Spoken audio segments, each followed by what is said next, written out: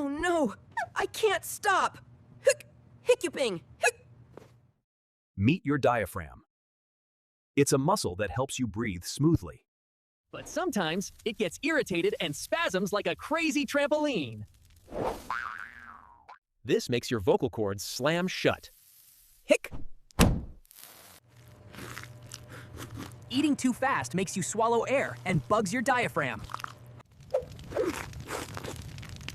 Spicy food can also tickle the nerve and start the hiccups. How to stop it? Try holding your breath to reset the muscle. Or try drinking water upside down. It looks silly, but it works. Or get someone to scare you.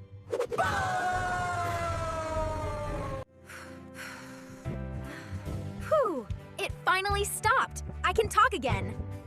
Don't eat too fast. Subscribe for more body hacks.